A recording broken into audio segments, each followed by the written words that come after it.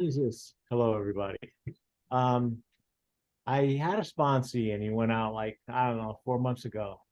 And he just finally, me and a couple other people from our group kind of give him a little nudge here and there every once in a while, see if he's okay. And he popped back up and now he's back in. And I don't know like where to begin with him or try to help him. So I mean, he didn't drink today, which is really good. And he went to a meeting last night. So, he's an older guy. His health isn't all that great because of the booze and alcohol and everything. But I'm just like curious, like what direction to go next, with him. Hmm.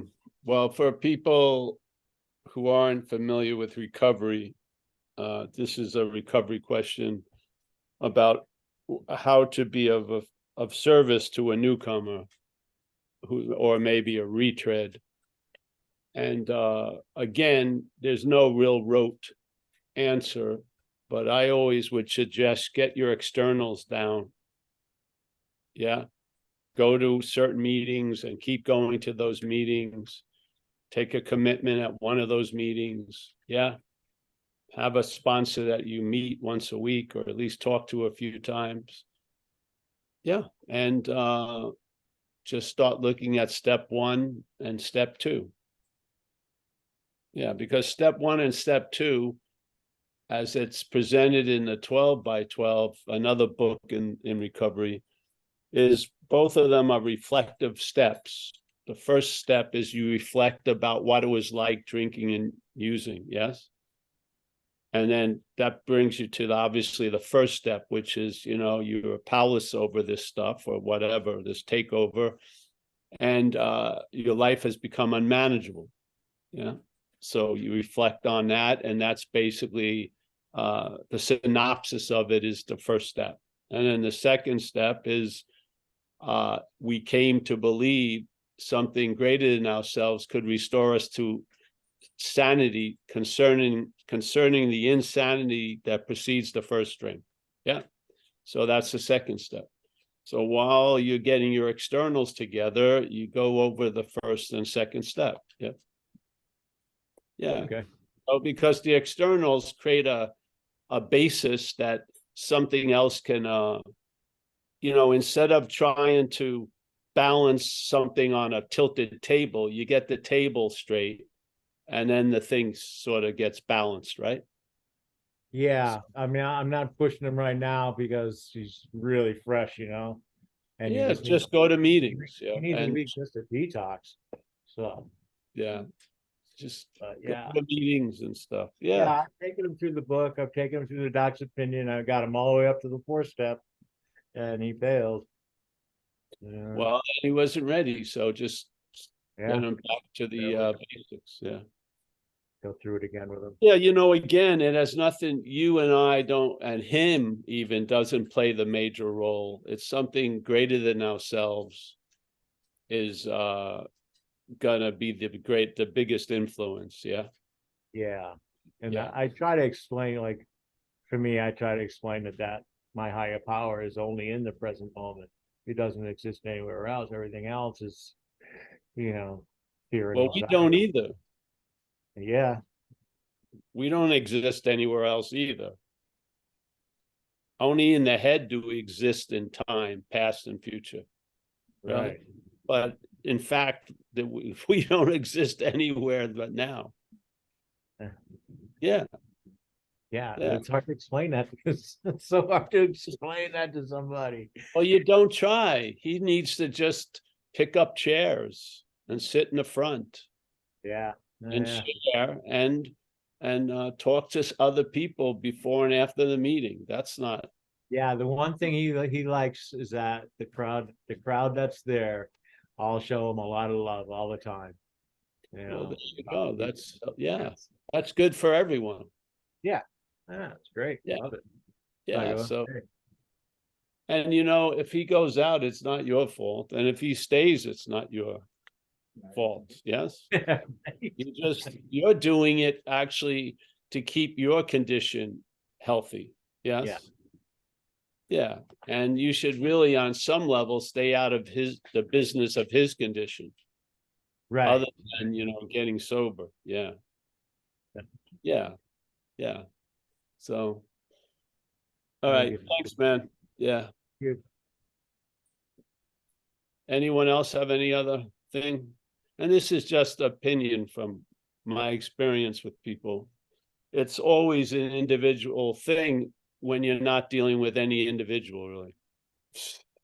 So it's based on, there'll be a window slightly open or the back door or through the skylight. You don't know how it's going to be And he presented. just happened to call right when I was like frustrated about it, some stuff, that was going on. And then he called, and then I went about my day, and everything was just freaking beautiful, man. Yeah, great. Yes, that's yeah. Getting out of that preoccupation. Yeah. Yeah. Not getting out of the preoccupation as that which is the preoccupation. Right. But getting out of the preoccupation. Yeah. Yeah. You feel different, better. You feel available, you feel bigger, you feel present. And hopefully instead of trying that the feeling of presence as a place you arrive at, it's nice to know it's the all-time starting point. Yeah. Like it's a given that you're present. Yeah. Yes, it's a given. That's the condition. That can't be erased or undermined. It can be hidden, so to speak, by a lot of activity, but it can't be moved or put somewhere else or, yeah. And this is the beauty of the message. The message doesn't need reinforcement or chanting because it's always there. Yeah. It resonates itself. You don't have to, the bell, the clangor of the bell hits once and then it's like an infinite reverberation. Yeah. You don't have to be clanging the bell. You really don't. If you feel like you have to clang the bell, it doesn't matter. The bell is going to clang itself anyway. But what has, something must have been believed to believe that you have to get into the moment. Yeah. To believe you have to get into the moment, there must be a belief that you could be out of the moment. Yeah. And a lot of people have just tried to get into the moment. This is just a novel invitation. Why not see if you can ever be out of a moment? If you can't be out of the moment, the whole point of getting into the moment is dropped. Yeah. And when it drops, it validates itself. And then you're on to something. So you stop looking for what can't be found. You just stop. Yeah. You don't use the Buddha to seek the Buddha anymore. You just don't. Things hit a point where something stops and it stops. You don't have to hold it down. And then if you let go, it comes back up. It stops. It does. It sort of runs dry.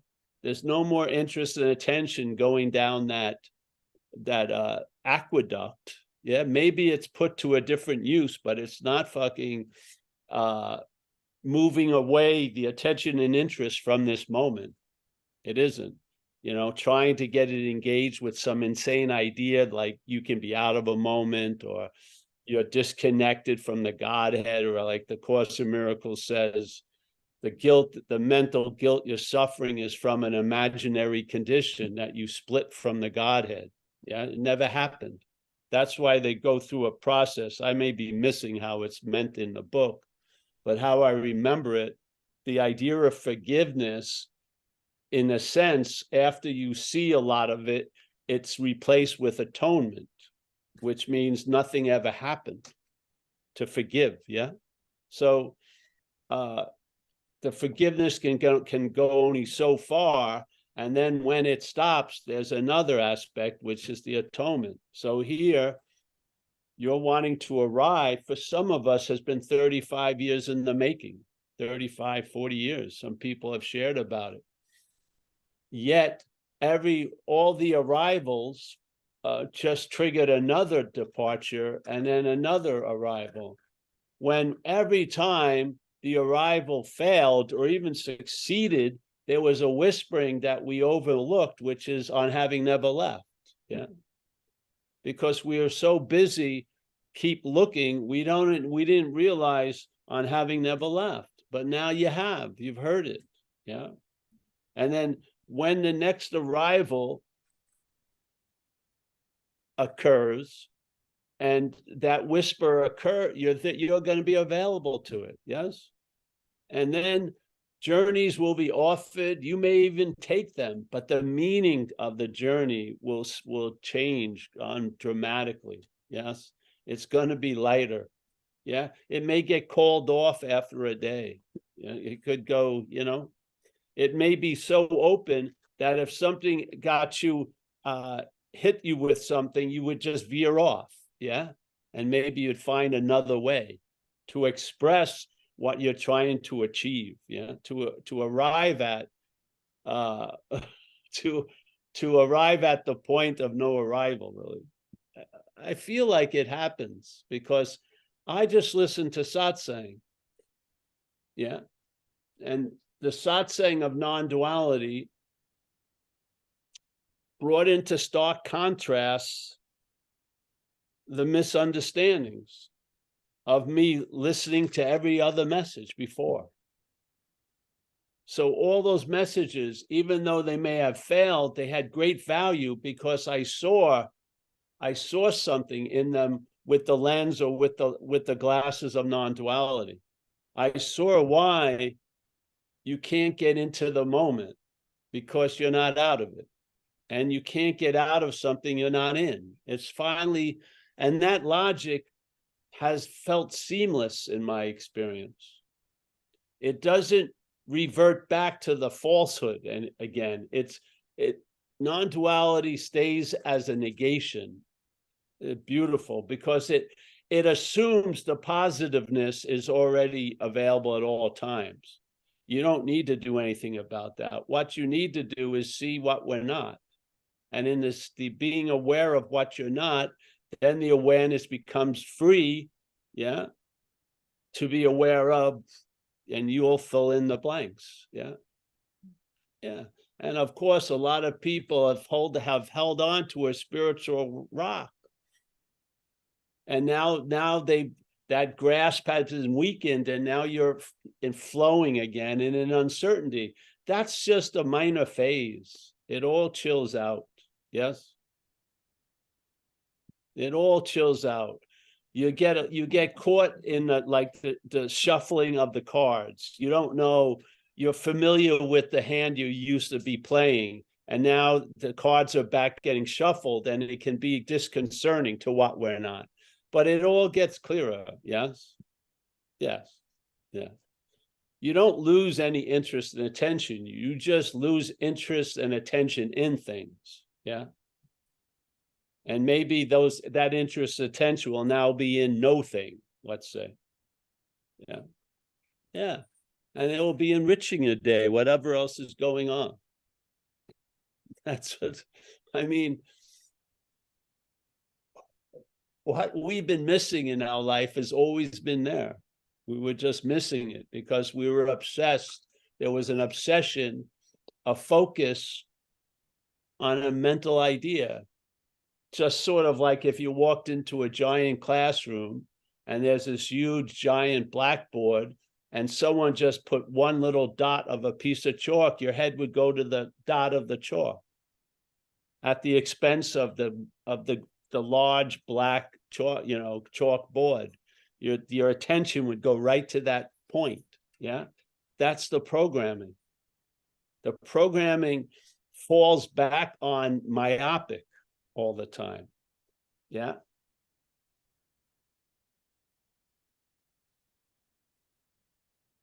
It may have an event where it's panoramic, but the habit is to go myopic. Yeah. And the beautiful thing is to now know what is reverting back to that, preset position is not you. So when it goes myopic, you see it panoramically. Yeah. Instead of listening to the story that, oh, I've lost it, you see that as a story. Yeah. Oh, I've become myopic. You're not, no, you haven't.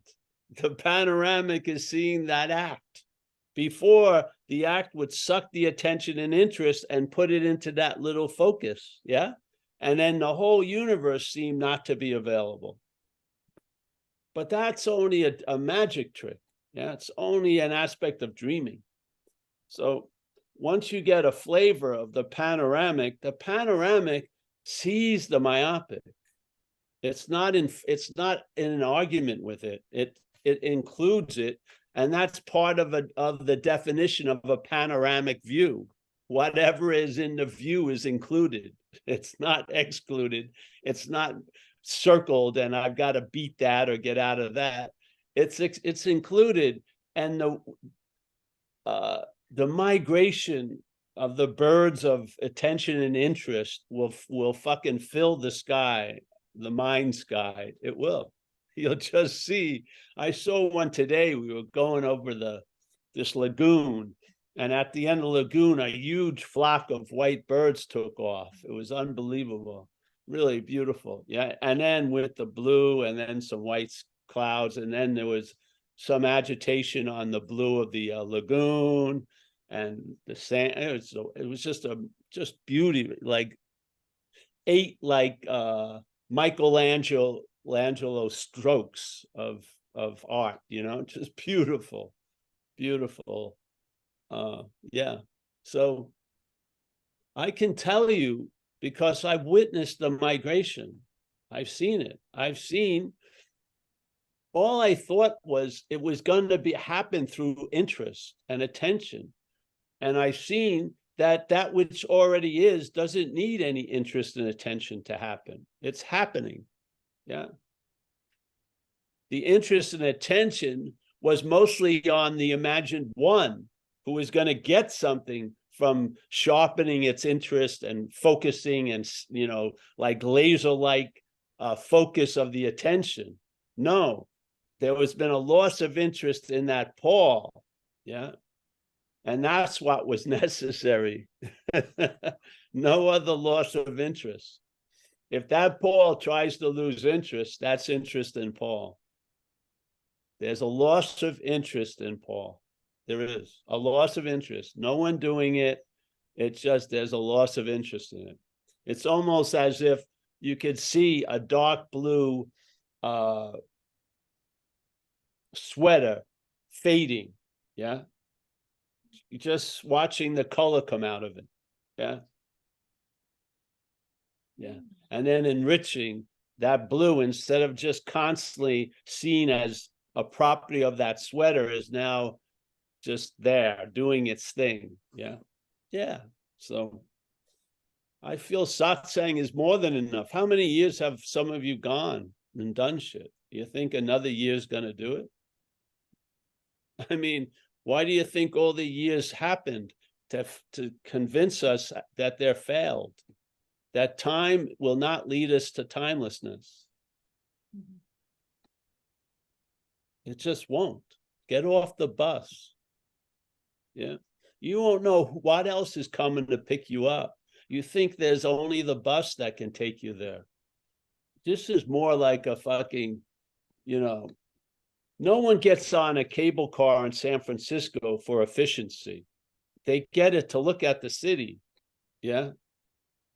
Beautiful freaking, it's a fucking unbelievable thing. Going up a hill, you're hanging off the side of it. You're not going to get to your appointment the earliest time. It's not like when you go on Waves, the GPS, they try to always give you the quickest time. You have to actually have a certain app to say, I want to go the scenic route. Yeah. Well, life could be like a scenic route. Yeah. If there's no point of getting there anyway, you might as well take the scenic route. The GPS can't switch into that. Yeah. It can't. It's got its limitations. That's how the greatest aspect of the system is that it's failed, just as it says in the Course in Miracles. What can a failed system show you? Well, to me, it's failed. That's what it can show us. Yeah. And hasn't it shown us enough? Do you really need to go back to get another one, another failure? I mean, seriously,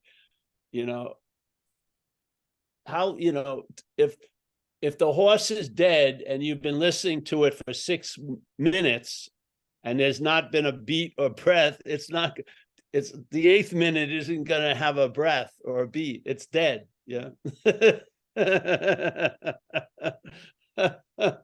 It's dead. New possibilities available. You got to get up. So, do you think the beauty of the world you saw today was the world's beauty? It was our beauty being expressed. You were given the eyes to see what can be imagined in us instead of the fucking same old, same old. Yeah. And what does the greatest beauty demand capture? I don't think so. It's always like a butterfly. When you try to grab it, it's out, If you stop and lose interest, it may land on you. But it very rarely is going to come to you when you're trying to grab it.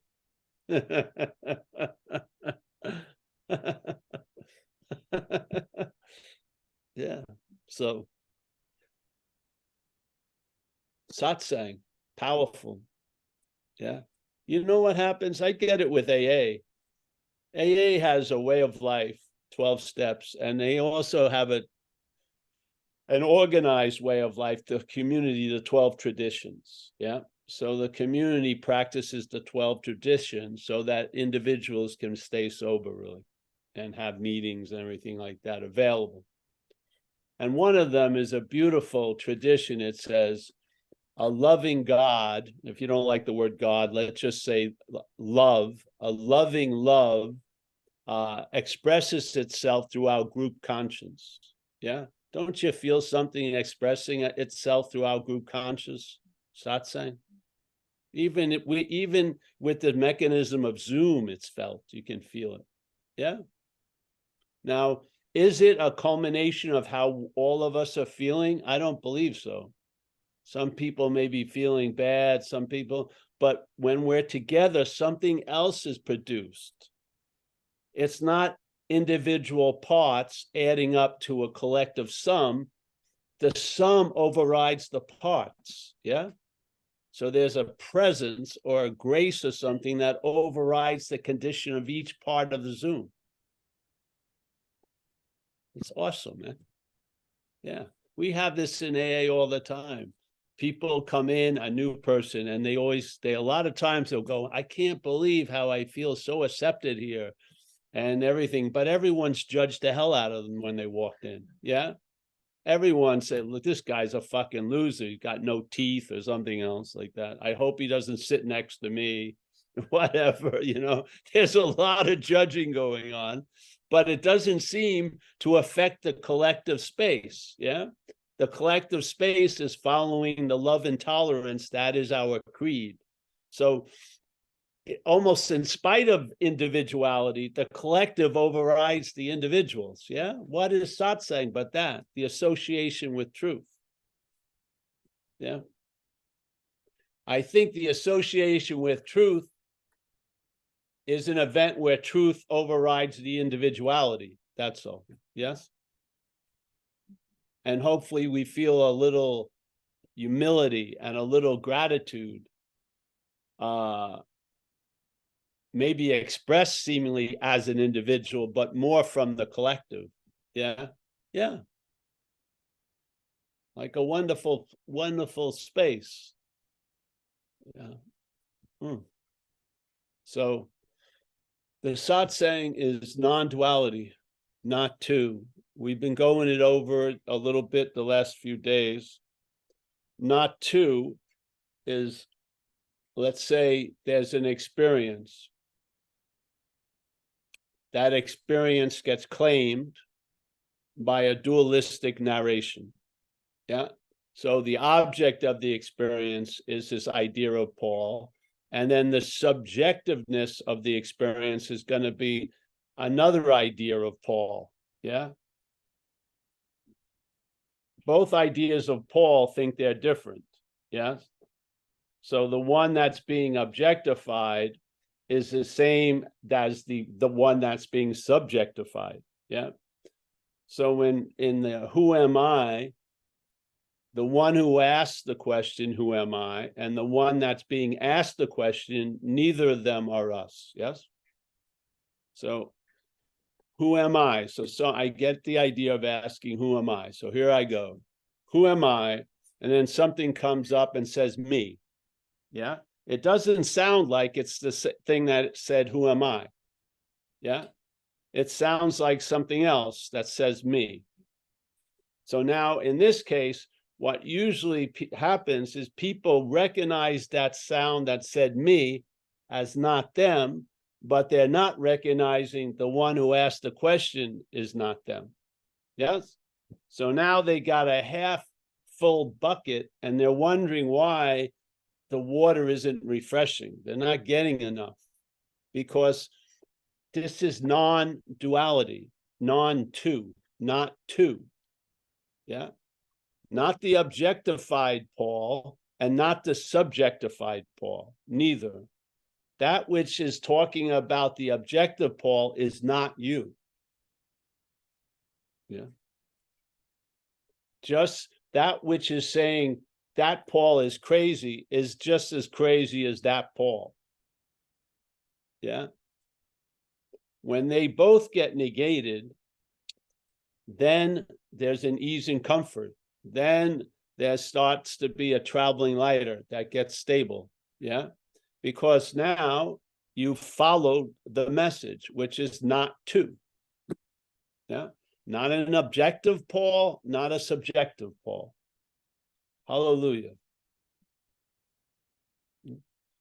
Try it. You probably have objectified the bad Mike for years, but you've been getting your ass kicked by the subjective Mike that keeps berating the inadequacies of the objective Mike. Yes. So if you think it's you that's now being hard on what you're not with the hopes of getting it into shape, you've missed it. Yeah. It's not non-one. It's non-two. Yeah. Not two, not one, not two. Yeah. So when you see that the coin of this mental currency are both heads, there's no tail. It's head and then head. Yeah. The one head, even though it's right on the other side, doesn't know the other head. I'm not the one head being said by the other head. It's like that creature that had two heads and they were always at each other's throats. They were, who the fuck are you? Who the fuck are you?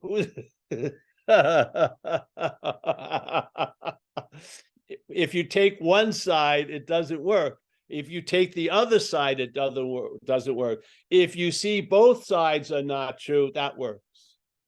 Yeah? Now the blow of non-duality has been administered.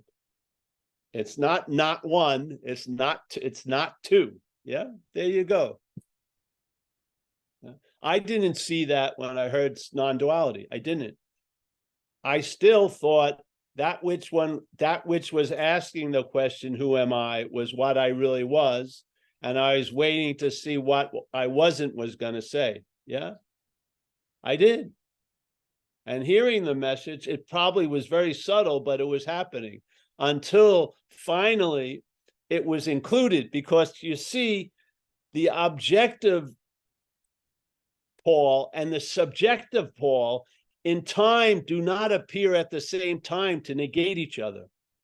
Usually there's the event, yeah, that you supposedly did, and then there's a witness of that event that you supposedly did. Yeah? They're not at the same time. So they never run into each other. One appears before as the objective, real Paul, and then the realer Paul, the subject, has something to say about it. Yeah?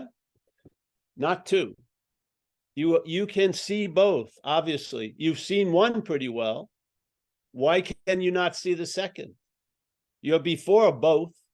You're not only before one and then the other you're after. No, you're before both. All you need is an understanding that the job ain't done when you see just one. It's all through when you see the two.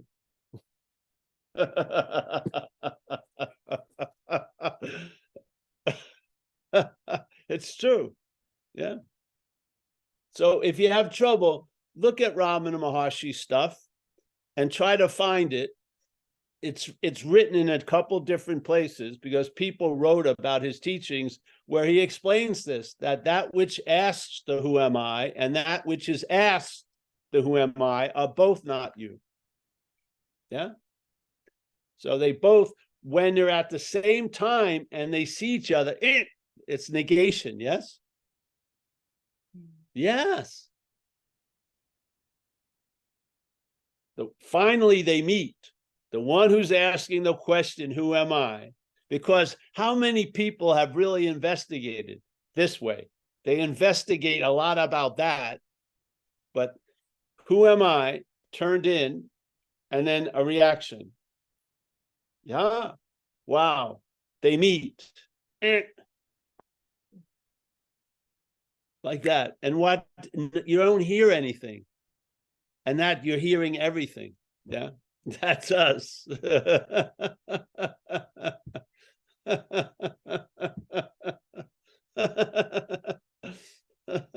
What more are you going to do? I mean, something came to a halt finally. There's been a pause. The pause reveals.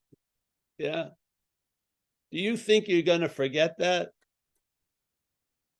Just like we use that example of, you know, you have a place to live. And it doesn't matter how long you stay at work, the length of time at work or how hard the day of work is doesn't convince you otherwise that you don't have a place to stay. There's a knowing that you have a place to stay. Yeah. And a lot of shit can happen, but it's not going to sway that knowing. There's a knowing in us. Yeah. Not knowledge like that statement from, I don't know if it was Huang Po. Knowledge is limited, but knowing is unlimited. Yeah. So the knowing is unlimited and it's here. We have it. Yeah. Or it has us. Maybe it hovers right around the I am before any fucking distillation or neutering it or mutating it could happen by the mental state. Maybe it's like the only knowledge that is not of time, a knowing not of time. Yeah. You walk around. I don't have to chant, I have a house, I have a house, I have a house. I know I have a place to go tonight. Yes.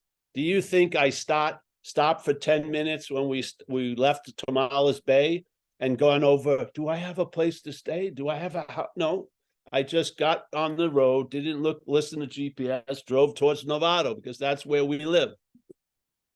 And the doors weren't locked when we got home. And here we are. Yeah. Now, do you need to wait until you get home to be convinced that you have one? Or is there a knowing that you have one? I knew I had one halfway home. I didn't have to start the journey to get convinced I have a house. It's not something that gets debated at the moment.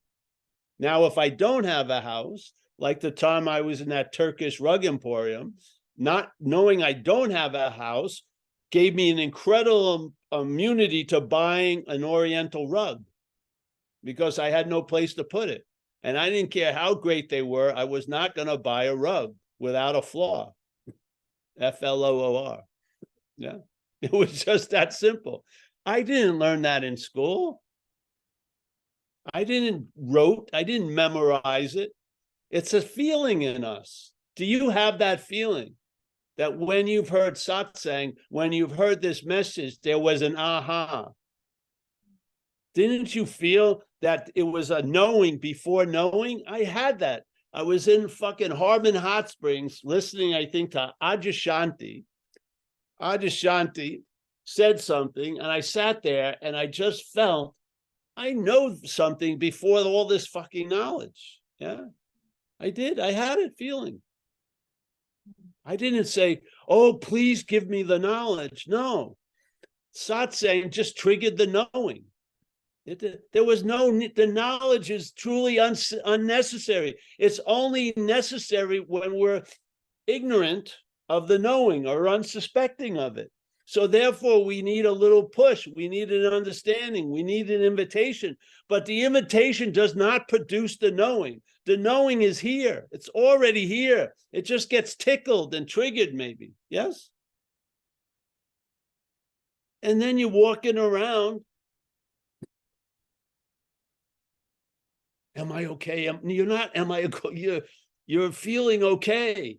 It's, am I okay? Everyone you meet, am I okay? Am I okay? No. Yes, there's a knowing.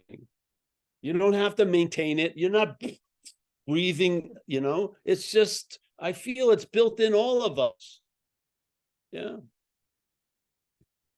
So, yeah. If you have any questions or any shares, yeah, let's just join the jamboree. We have Philip back up from down under, and then Dana. Go ahead and unmute, Philip. Philip. Hi, everybody. Hi, Paul. Yeah, the question sort of dissipated a bit from just listening to you.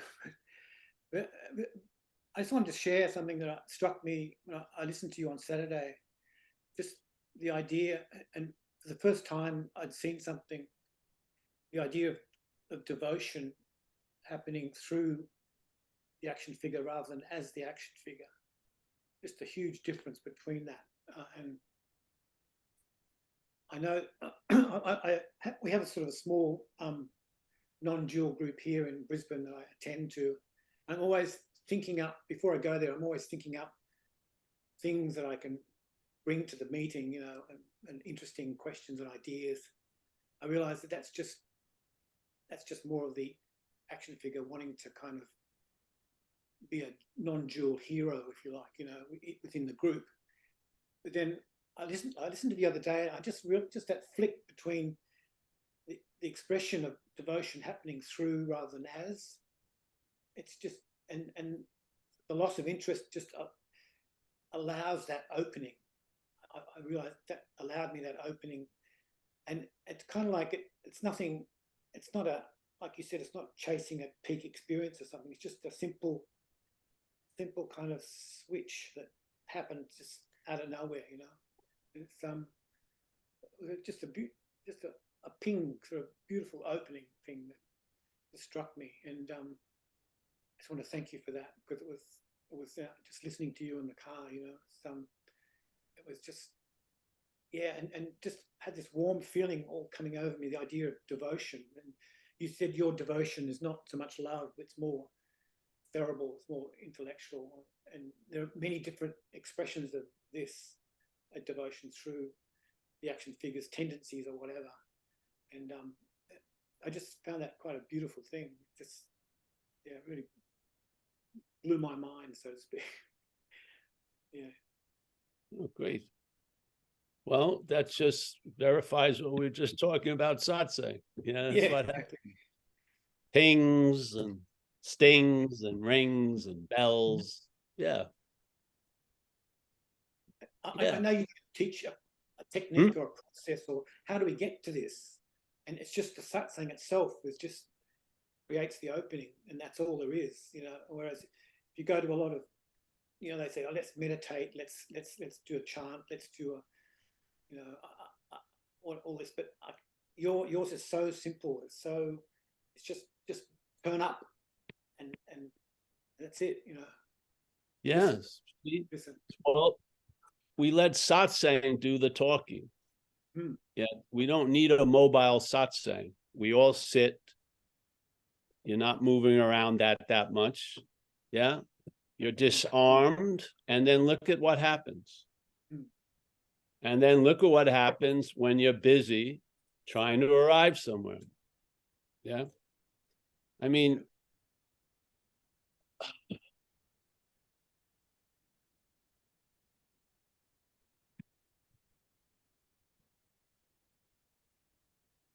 so like the language shift, the emphasis. Okay, I want to arrive at on having never left. Okay, so Yes, stop. yeah, so on having never left just negates the need for arrival. Yes. Yes. Yet the arrival was necessary to get that negation on having never left. Yeah. So no matter what happens, value is extracted. No matter what happens, value is extracted or given. Yeah. So something can succeed, hallelujah. Something can fail, hallelujah. Yeah. Something cannot work, hallelujah. Something can work, hallelujah. Yeah, it's beautiful. Yeah, it's beautiful. So I saw it on a action figure level with recovery. Recovery would have a statement that says, no matter how far down the scale you have fallen, you will find out that wherever you are has great value, yeah, in the service of others. And I'm telling you, I've experienced that intimately over and over again. I've seen from a world of black and white, I see value. It came. I didn't learn it. I didn't try to figure it out. I was just seeing one way, which was black and white. And now I see another way, which sees value in everything. Far out. Yeah. First of all, there would be no way in hell I would be able to get there because I had no idea of that. None. The only idea I had of anything was already given a meaning of black and white. It was either or, yes or no. Either I'm doing this or I'm doing that. No inclusivity, none whatsoever. How am I going to map out a plan to leave one condition, which is tattooing everything else, to get to somewhere else? I couldn't. What happens? The truth is told about the previous condition, the black and white. I have the examples of it. I have an understanding offered to me to now look over something and see incredible value out of what I thought should have just been thrown away. Yeah. This to me is satsang. This to me is non-duality. I believe that understanding of non-duality is quite a rare understanding. I do. I do not believe it's out of the mill of understandings. It has a different flavor, a different bent. It's just different. Yeah, it truly is. And it's the best understanding I've ever run into to bring out the misunderstandings. It just brings things into harsh contrast, and all the evidence that was sort of something was like, agitating the water, not allowing it to be clear. The understanding of non-duality brings into a very sharp contrast. Yes. Just beautiful. And I feel I've listened to non-duality for years now. Yeah. I see it do whatever it's doing. It's seamless. It's seamless. It doesn't ever have an off stitch in the fabric that it's expressing. It's just seamless. It is so far into the mental logic. It just confounds the mental logic. Like when a dog is trying to understand you and can't, and it does that thing with the head, you're constantly watching the mental logic doing exactly that. It just cannot, it cannot see, it cannot follow a line that's not linear and straight. It cannot, it just doesn't. So it's beautiful. And if I you just explain love, that to someone, I love non-duality. yeah, As a, and I to just explain as that even idea, as just a basic understanding of things. Yeah. yeah. If you explain that idea of everything having value like you just did, you'd be considered insane, because it just doesn't make sense in the head's point of view, because it has a hierarchy of what's valuable and what isn't. But that's so beautiful. That's just Well, it's true. If something. you just sit around, everything shows itself. And I believe it's the eye that gives the meaning to what the eyes lay upon. Yes. So when the basis of what you call you changes, and in the action figure it does, and you see anew someone who just had a very clear right or wrong, dark or light, and just to see what can a failed system show you, it's failed, that's incredibly valuable. Yeah. What can all the thoughts that seem to drive me show me that they're not my thoughts? Yeah. Yeah. I mean, I don't think you would arrive at where you already are without this little imaginary journey. Yeah, because we are that already, but it doesn't seem to make any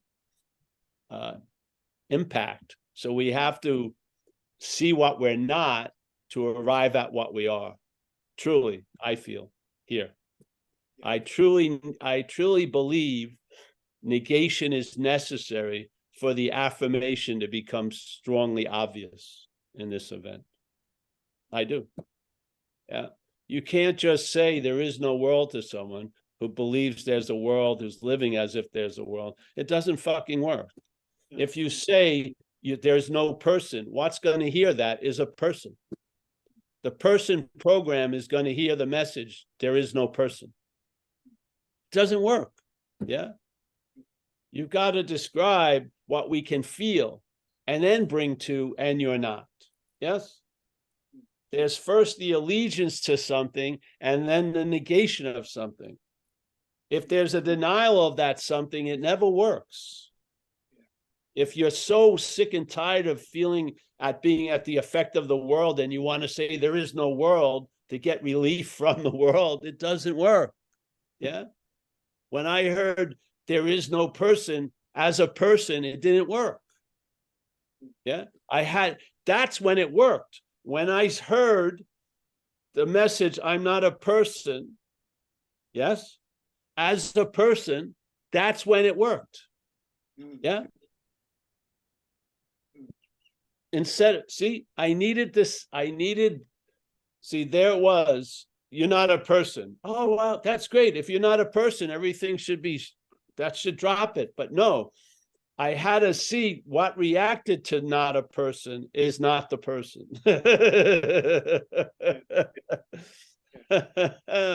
That to me is what was necessary. That was the added ingredient I felt certain messages didn't have. And to me, this is negation. Yes. You allow that which you think you are to arise, and then it's met with, and I'm not that. Instead of trying to deny its arising, which doesn't do anything, it keeps arising. There's an arising of it. It's right there in the joy of claiming everything, and I'm not that. Yes. Yeah, it's beautiful. And the loss of interest, ironically, creates an opening for immense interest. That's right. Yes, exactly. Or the interest that's been, put in things that are, I would not say are worthy of interest. It gets withdrawn from those fucking mental banks and now enriches your day. Yes, for sure. Yeah, and it may enrich other people's day. Yes. Yeah. Yeah. So thanks, Paul. Thanks so much. Yeah, you're welcome, bro. Ready Happy. You ready for Dana? Yes. Dana. Hi. I have a question about what's satsang. Satsang is association with truth. So sat and sang. I think sat is truth, right? And sang is association or community or something like that. So it's satsang. It's a Hindu word, yes? Sat, I think, is truth, yeah. Sat. And then sang is an association or a group or, yeah, community, yes? So satsang, we're associating with truth. And All oh, go ahead. No, that's it. Also, I'd like to read some of the stuff that you said about, I'm not going to say his name right because I don't know what the whole Ramana Maharshi. I think he died in 1950. Okay. And he lived in a town called Tiru, what was it called? Tiru, what's the name of that place? Well, it's near a very famous Tiruvannamalai. Yeah. So he lived there most of his life, never left. And a lot of people came to visit, a lot of people came to stay. And he got there very young. He had a sort of a death experience, and he said, who dies? And something happened. He ran away from home, ended up there, sat in silence for many, many years, I think. Realized that wasn't working. No one seemed to be getting it. So then he brought about, his first talk was talking about something that was mentioned in the Vedas, the earliest scriptures in the world, which is self-inquiry, yes? The who am I, or actually from whence do I come? Or from whence do we come? A question. So then he put that out as the only way that could work, that and surrender, yes? Or surrender. So if you feel like you're outmatched and totally overwhelmed by life, surrender is probably a good way to go. If you want to get to the origins of the misery, self-inquiry, yeah? So usually basically talk to people as where they were, and he presented those two possibilities. Yeah? Okay. On an Thank absolute level, he said, who is there to surrender and to whom? But on a practical level, he would advise people, surrender, thy will is done, and you may be able to travel lighter that day, instead of thinking your life is completely wholly on you and feeling like you're outmatched. Yes? Yeah. You can find solace, and like we rely on the idea of a higher power in recovery. The Course in Miracles has the Holy Spirit that speaks, takes the same information the brain does, but collates it completely differently. And so now you're being directed by the Holy Spirit instead of the head, and things go better. Yeah, so that's, Ramana Maharshi lived in diapers his whole life, pretty good. Yeah, and the only things that enlightened around him was animals, which was great. Peacocks and cows and shit. So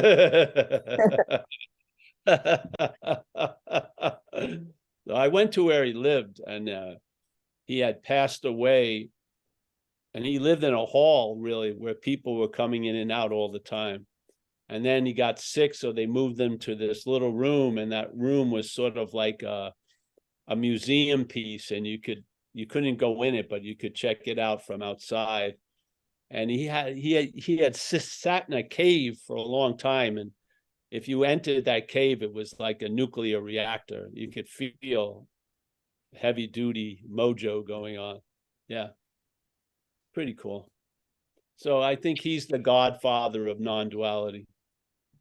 Yeah, I'd like to read about him.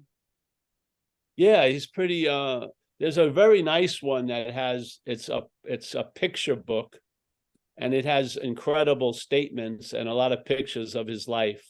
I would recommend that. It's a bigger book. Okay. Yeah, I don't know what the name of it is, but it's a very nice book. Yeah. Okay.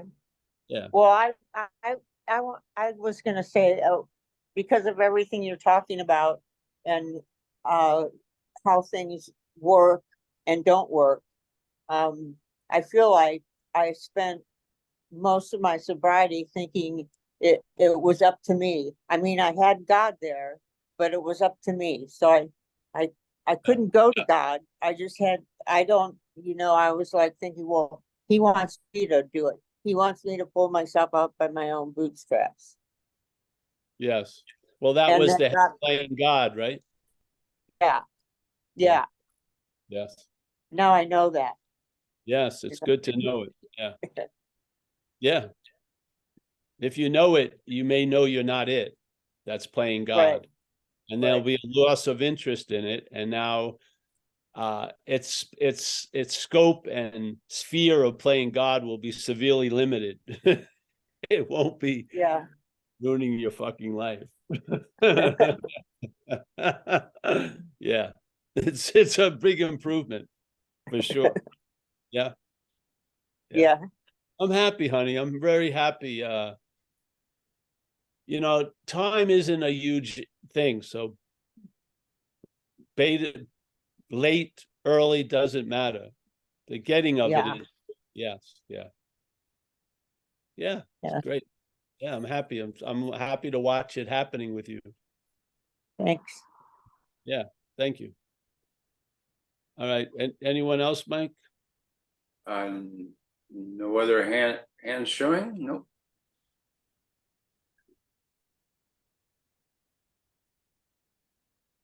Hey, Craig May, what's the outfit's interesting. What are you? You seem like what's his name who played Dr. Evil? Like a fucking spandex outfit on. What's going on? I'm just fucking You cold. go that's down a all. hill with lubricant. I'll try to keep warm, mate. That's all. Oh, you try to keep warm. Oh. I can see it does look a bit weird. Oh. You're no Dr. Evil like this. You're in better shape. Couldn't fit into that It's one. like I'm about to jump on my motorcycle or something. Yes, that's right. That's right. You got to race. Got to race. I thought it was a wetsuit. A wetsuit. Yes. Right. Oh, dear. Yeah. I'd love to see someone sit at the satsang with a wetsuit on. They'd be chanting, "I'm not a body. I'm not a body. I'm not a body." Because you'd feel fucking pretty hot. And, you'd run out of the room. 5 mil. You'd be pouring sweats. I just enjoyed it. It looked like we were gonna have like it was gonna be motorcycles at Craig's Corner. Yeah. A Moto Guzzi. Isn't the Moto Guzzi? Could I ask, how does this work? All right, I just wanted to, say Could I something. ask a question? How Oh does yeah, this you work? can ask questions. It's Simon. Yeah, come You're on. here. You're hearing me? Yeah. I hear you. I have Yeah. a question that is interesting for me. The relationship between wanting and spontaneous existence. So as I sit here, I can just rest in the fact that being is here. And as this, I can see it as the sense I'm here. And I can see, okay, this sense I'm here. I can give it a name and saying, oh, I'm here, Simon is here and Simon. Or I can see I'm here, and this can rest as impersonal, being here. So I don't give it a name, so it's like beingness is here. So I look outside and I say, okay, this same beingness is everywhere, and I appear in it. So I don't need to personalize. So I go outside and I don't have a need to personalize myself, because I see that in a sense I'm existing within something that has already, let's say, a place for what I call me. Like a tree has many leaves, and the leaf doesn't need to concern itself about, am I getting food today? Because the leaf is on the tree. The leaf is trusting that it's on the tree, and maybe it's not even trusting. It's just there. Maybe it doesn't even know it's a leaf. So sometimes it's a little bit like this. I feel like I'm leaf on the tree. And yeah, just it's okay. There is a sense of okayness about being, of course, I'm not a leaf, I'm an entity, but this entity is like an entity in a body. And there is a trust that this body is taken care. So whatever happens, I say, okay, it's the destiny of this form in this body. The leaf falls and dies and is not concerned, is not even aware maybe. So same here, I say, okay, this existence is just existence inside the tree. I don't know if Yes. I'm able to Simon, convey. Simon, Yeah. can I jump in a second? Yeah, please. Now, something in you, I Yeah, would say it's rooted in programming, mental programming, is going to arise up and claim this impersonal existence. Yeah. yes. By seeing that's not you is probably going to work better because it's going to show up anyway. Yeah. Yeah, yeah, exactly. You think, So- oh yeah, this is good, I understand Instead of this, having and it- yeah, just if you take another step back Mm, and instead of having, they're like, it's this and then that, and I want to sort of have less of that, just this, and then seeing that is just more this. Yeah. Do you understand? The head is going to come and acclaim whatever state's happening. It's mechanical. It's not a part of Simon. So if Simon is 100% in the impersonal vibration, the voice in the head is still probably going to say, I'm having the experience. Yeah. yeah, So yeah. I do not believe you need to erase that. I believe you can negate it. Yeah. From the panoramic. So now there's Simon, or there is the impersonal presence, and then there's that mechanical aspect that arises to claim the impersonal presence, and seeing that the claiming of the impersonal presence doesn't produce an effect. Yeah, because you see it. Yeah. Yeah. So it can go on arising, because it's going to go on arising anyway. It can go on arising, not to be seen as a conflict or another side of the pole. No, there's what's happening in personal presence. There's a rising of the story of Simon saying, I want more personal presence or whatever. Yes. Yeah. Instead of whacking that Simon, just see it as not you. And then, yeah. And then the personal presence will be completely, impersonal presence will still be completely impersonal when there's the sense of a personal presence. It doesn't change a thing. Yes? Yes. Yeah. Yeah. The other one is going to be spiritual warfare. And the skirmish is you've lost already, because you're giving relevance to a mechanical action. It's just mechanical. The head is going to claim whatever you and I bring it into contact with. You and I as the impersonal presence. Yeah. When there's contact here, the mental state is going to arise and claim that contact to imply there's someone who's in contact.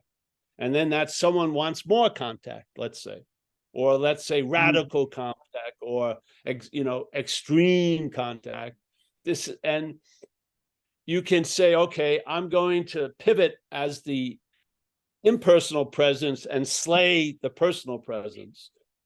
No, that's all personal presence. You just see it as not you. Yeah. From the impersonal. You see the personification of something as not you. but it's going to keep doing it. It is. It's mechanical. I've seen so many people who think they're awake get so bummed out when the head just keeps doing what it's always done. They thought somehow they were the head, and they're not. And they thought, well, I've completely changed. And then they get bummed out when the head doesn't exhibit that it's completely changed. You're not the head. This isn't a choice. It's mechanical. Yeah, it's there. It gets triggered by conscious contact. It's not conscious and it's not in contact. We are, but it gets triggered and it tells its story. Yeah. Doesn't matter. It doesn't leave any mark until you get into it. And then, all right, there'll be more of this if I can get rid of that. That's duality, man. Like the Big Lebowski saying, that's duality, man. It just doesn't work. Yeah. So that's my opinion. That's my humble opinion by observation. Seriously. Yeah. Yeah. So impersonal presence gets personalized by a mechanical activity. Yeah. Yeah. Has anything changed in the impersonal? No. No. Just see it, just like you're seeing everything else, meaning of being aware of it. You're now aware of a mechanical activity. All right. Yeah. I wasn't aware of that before. Maybe that not being aware of that, which was really fucking with the impersonal presence experience. Yeah. Yeah. I hope you followed it. Yes. Yes, I follow. I'm just wondering if this kind of subtle tension to imagine that there is something to be understood comes to an end or not. Of course it does. So where is the end then? Like for myself now, what works if I understand myself through freedom, towards freedom.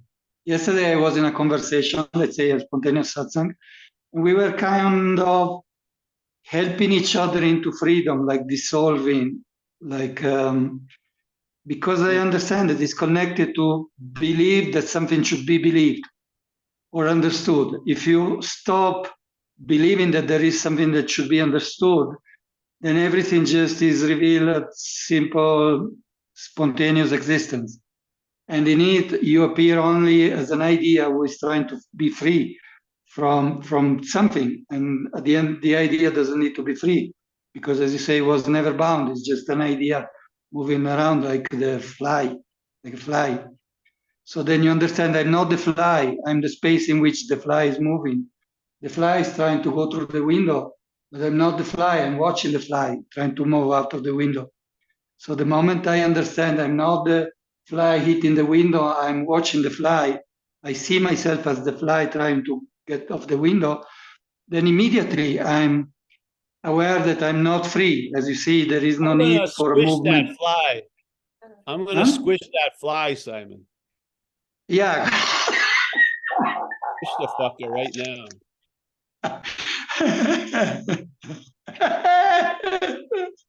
Yeah, I love that. Yeah, got it. Yeah, sure. Yes. Yeah. Yes. Yes. All right, Mike. Anyone else? Lynn D. I'm gonna get over that outfit. I'm digging the outfit, Craig. I wish I had that when I was out using and shit. Oh, look at the other. Got another. Is it that cold in Melbourne? It's cold today, mate. Yeah. Hey, listen, you're not going to ask me if I can send you my leather jacket, are you? No. I would never take a man's leather jacket away from him. I'd sell you another, but I won't take it. If you want it that bad, I would send it to you, Paul. That's how highly I think of you. No, I have. I'm going to Italy in about a month. Yeah. Exquisite leather. Yeah. Yes. not kidding. I got a scarf in the mail the other day from him.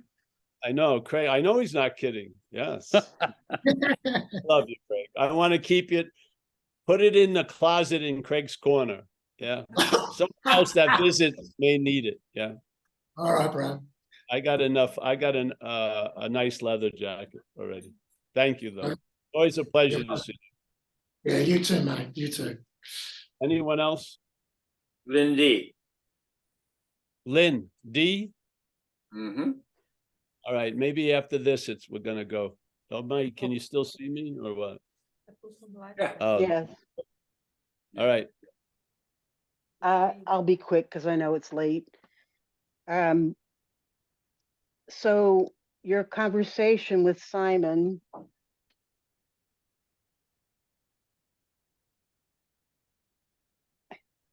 I'll just say what happened yesterday. Was it yesterday? Tuesday. Today's Wednesday. Yeah, yesterday. I, you know, I work from home. I'm alone a lot. I don't go out much anymore, and it's kind of a preference, really. And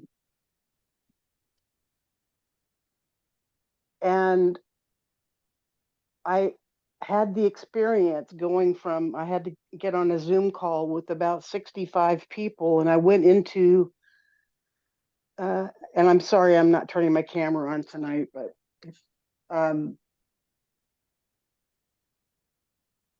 I had kind of a trigger. It was a trigger for me to see 65 people on a screen. I have a large screen, and it triggered something regarding the experience of non-separation that I pulled out.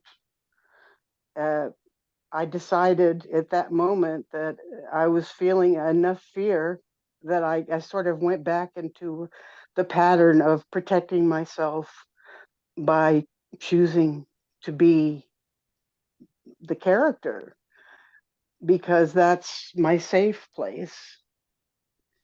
But I at the same time saw that it was really the thoughts that preceded that or was triggered, the feelings were triggered by the thoughts. And so I just went into a familiar place out of a feeling of self-protection. And I don't trust many people. I'm struggling with not to back and forth because there's traveling lighter, and then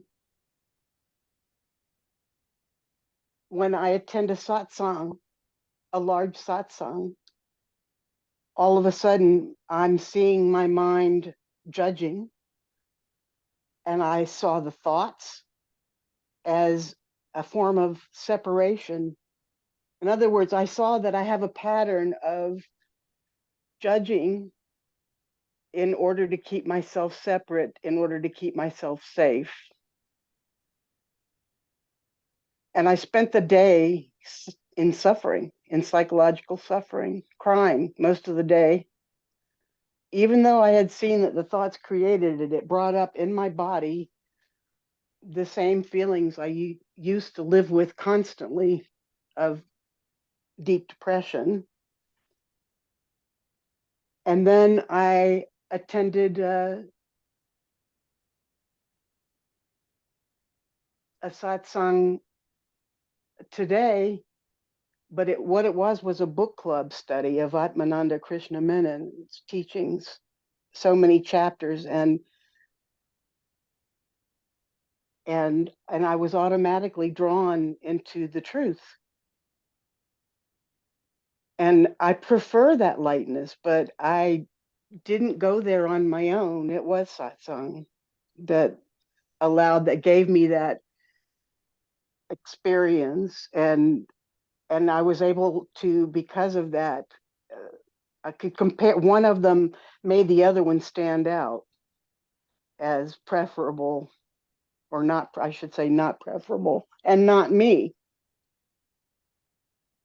But at the moment I chose, yesterday, at the moment I chose to be not me, because it was more comfortable.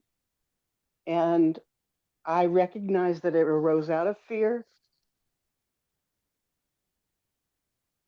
But I don't think it's like my preference is Zoom calls to retreats with lots of people because of that triggering. How am I ever going to be comfortable? And who's speaking? I don't even know which eye is speaking sometimes. Maybe this is a bigger question and we could talk about it next time.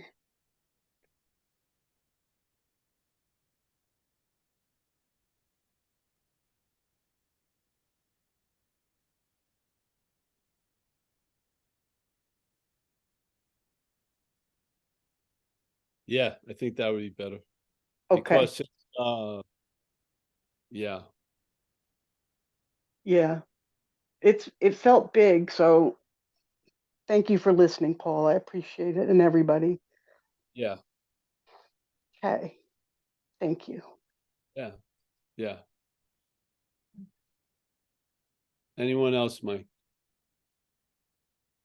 No. All right. Wait. William is waving his hand. His physical hand. All right, William.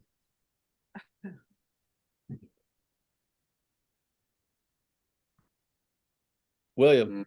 You're still muted. William, Still we muted. can't hear you. Yeah.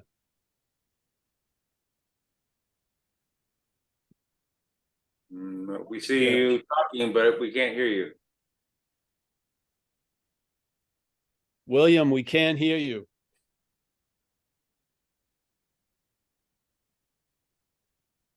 I say I was a little late. All right, now we just heard a little late, so let's from there. And more about like, I was getting myself rushed.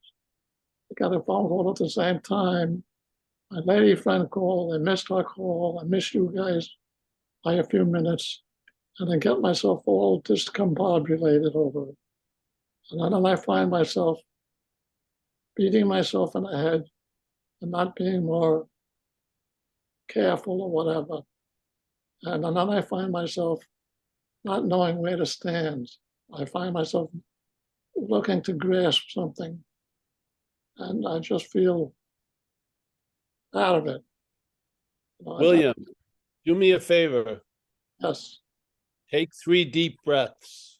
Yeah. Breathe into your belly, not your lungs, chest, but into your belly. I'll go with you. Ready? Hold it for a second or two. Let it out. Another one.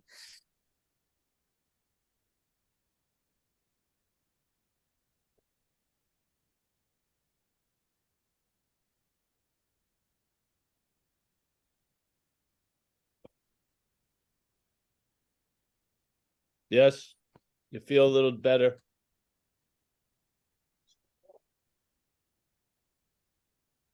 You didn't leave the group. You're here.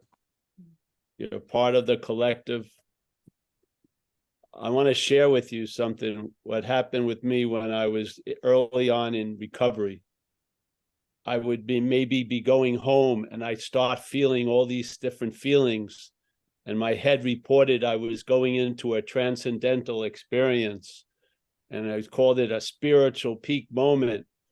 And what I found out is I just needed to have a bologna sandwich.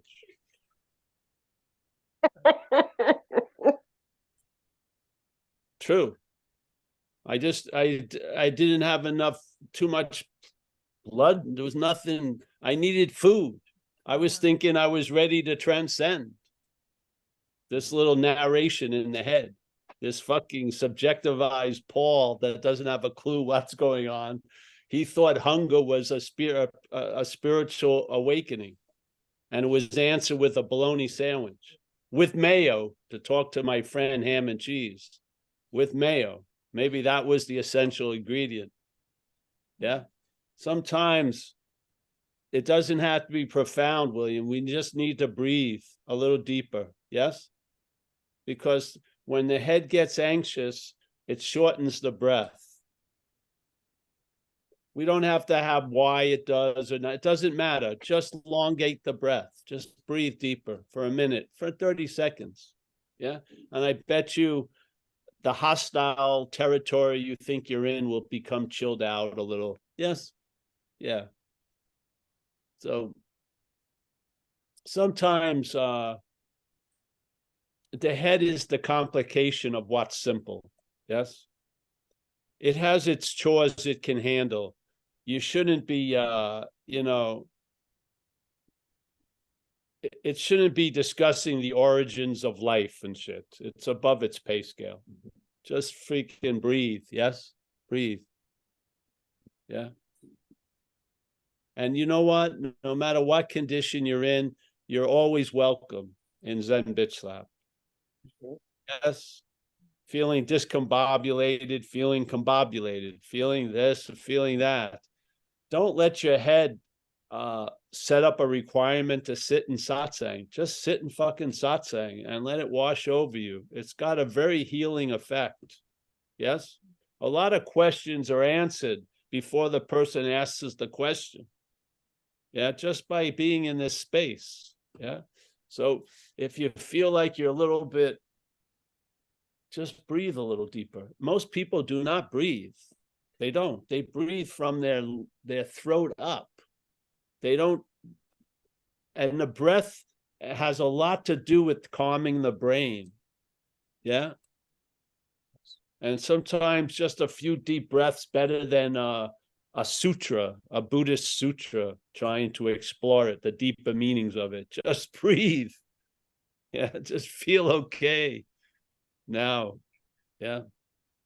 Yeah, that's all. That's you all right, bro, now? Yeah. I remember the time you came in, William. I'm so happy with your presence here. Yeah. You're part and parcel of the us. And the influence on all of the you and me's is of the us. Yeah. So,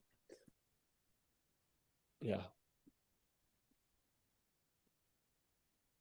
Simple thing. If there's a fly on the window, squish it. Yeah. If you're feeling like you're a little disconnected, you have permission to take a minute or two. This isn't like a race with a fucking something over, surveilling every movement of you. You can take it slow, you can take it fast. Everyone's a winner. Yeah, it's just this head likes to fucking whip people into some meritocracy or something. Yeah. We enjoyed the day today. Amelia and I sat down and we both measured each other's worth to see if we were worthy of having a good day together from about 9 to 9:30. I weighed it. Yeah, I think we need to do more. And then someone gave me a call and I had to rush down to the post office, and that sealed the deal. I did something for someone else. Let's go have some fucking fun.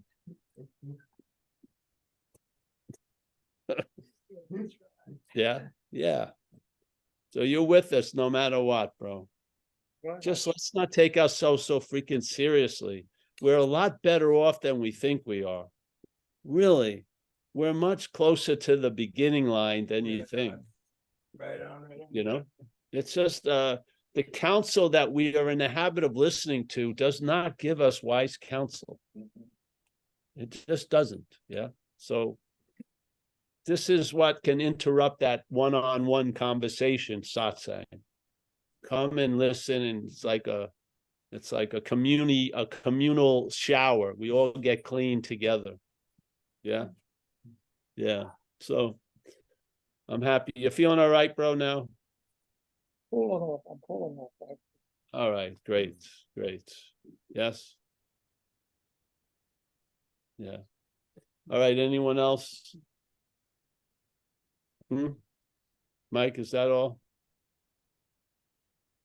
Nope, no hands. Okay. I have the great pleasure of saying hello and goodbye. So it's time for goodbye. Mike, thanks for the service.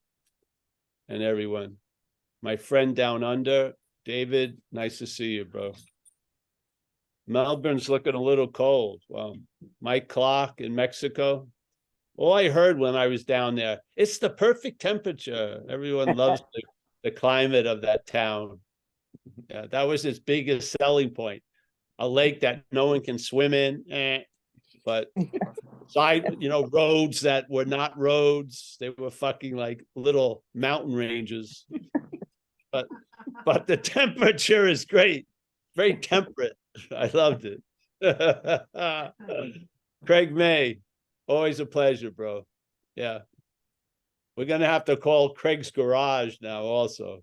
Craig's Corner and Craig's Garage. Buddy, I hope you're happy with the Wi-Fi tonight. Yeah. Yeah. Philip from Brisbane.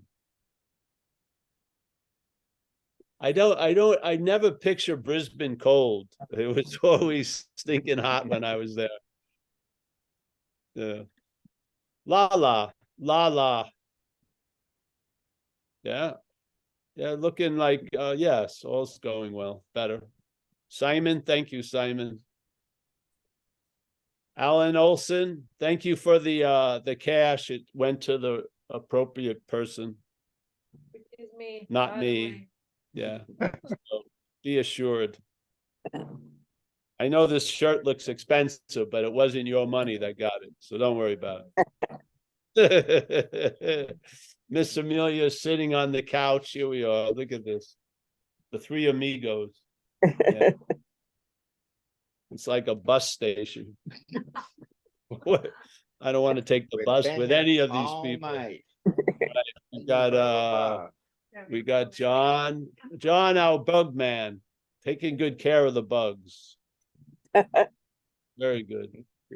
Greg, Minneapolis. Yes. Miranda. Yes, there she is. Idaho, but not from Idaho. Dana. Nice to see you, Dana. Enjoying sobriety. Hey, Paul, it's Gillette, Wyoming tonight, not Minneapolis. Oh, you're in Wyoming. All right. Yeah, I'm in Gillette. I'm driving out to Burning Man. Oh, you are? Yes. Wow. I'm gonna help. I'm gonna go give some service and help build. Oh, great. Are you gonna live in the recovery section? Yeah, most of the time. Yeah, good. Yeah, it's exciting. Report back in. Tell us how it was. No, I might be on a sat song when I'm there. Who knows? Oh yeah, great. Yeah, a lot of people we know go, but hasn't called me. Yes. Miranda, I just said hello to Miranda. Hold on, I'm going backwards. Dana, nice to see Dana again. Shannon Corkery. We got Anand. Nice to see you, Anand. Fletch, Susanna W. She's getting ready for freaking Sicily. I know that. Zoe Banks. Yeah, I got the bomb scares ready, Zoe. Angie, the famous smiling woman from Ontario. There she is. It's gonna break soon. It happened. Here we go. Richard H. My friend. Thank you, Richard. Hey, Paul. I want to shout out to Gary. I don't know if he's here from Placerville. I'm always happy to shout out Gary. He's out of the hospital. I think he's doing a lot better. I think that's it. I don't know how we have Lynn and Marty. I think that's it for now. I can't get to the other page anyway. So, hey, nice to see Mike and everyone, Mike Clark and Michael Z, William Stamps, everybody. Yeah, we're here tomorrow morning, recovery, and so on and so forth. Everything's on Zen Bitch Slap event page. And I think it's all correct, the directions there for the week. Okay. I hope to see some of you live someday. And